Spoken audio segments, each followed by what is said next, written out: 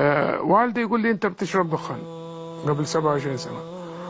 طبعا طبيعة المسلم لما سئل النبي صلى الله عليه وسلم المسلم يسرق؟ قال نعم.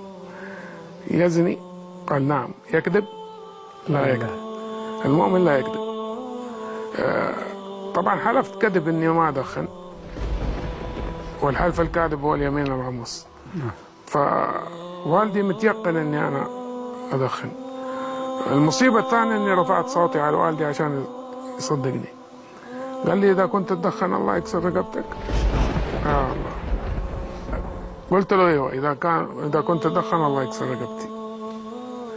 سيدنا يعقوب لما جاءوا أبناءه عشان يبكون قالوا إنا ذهبنا نستبق وتركنا يوسف عند متاعنا فأكله الذئب وما أنت بمؤمن لنا ولو كنا صادقين. هم يكذبوا أنفسهم. سيدنا يعقوب عارف أنهم كذبوا. ثاني يوم أبوي صحاني صلاة الفجر، خرج، رجعت نمت. بعدها استيقظت للمدرسة.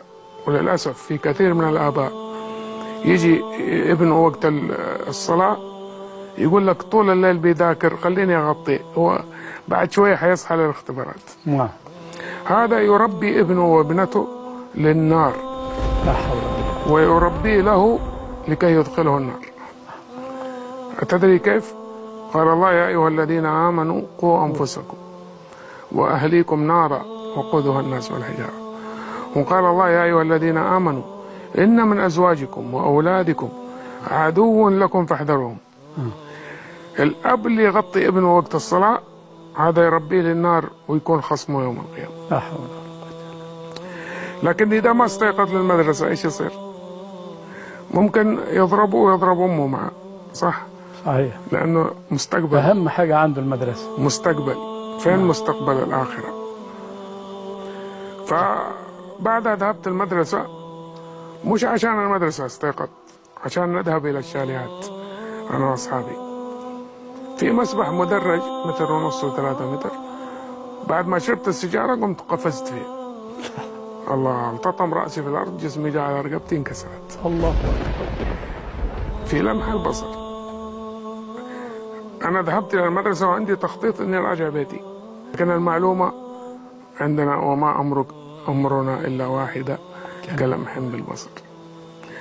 لما قفزت في المسبح هنا أمر الله من فوق 7 سماوات.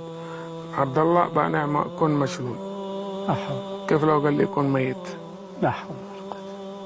بكلمة كن انتهى كل شيء. التطم راسي في الأرض، جسمي جاء على رقبتي انكسرت. يطلع الدم من أنفي ومن فمي. علميا إذا طلع الدم من الأنف ومن الفم نزيف، هذا موت. نعم. تحت الماء جلست ربع ساعة. أخوي يقول لي تركتك ورحت شربت دخان ورجعت. ربع ساعة؟ أقل شيء يقول لي ربع ساعة. تحت الماء. تحت الماء. طبيا وأنا صاحي يمكن 2.5 3 دقائق. حوالي الشباب يسبحوا ما قدرت أوصل لهم. بيني وبين واحد أقل من شبر أحاول أدقه ما قدرت. طلعت النسم اللي في صدري، مر علي شريط 18 سنة ونص اللي فات كله في لمح البصر. كل هذا ما له تفسير إلا قول الله تعالى فكشفنا عنك غطاءك فبصرك اليوم حديد. كيف الخلوات والغدرات، كيف ما خفي الله يعلم به. سبحان الله. يعلم السر وأخفى. هذا ما له تفسير إلا قول الله تعالى فوضع الكتاب فترى المجرمين مشفقين مما فيه ويقولون يا ويلتنا ما لهذا الكتاب لا يغادر صغيرة ولا كبيرة إلا أحصاها ووجدوا ما عملوا حاضرا. هذا يا أخوان يا شيخي يا الحبيب، رأيت ذنوبي من أنا طفل صغير وأنا أحبي وأنا أمشي وأنا كل حياتك، كل شيء في لمحة كأنك تراه.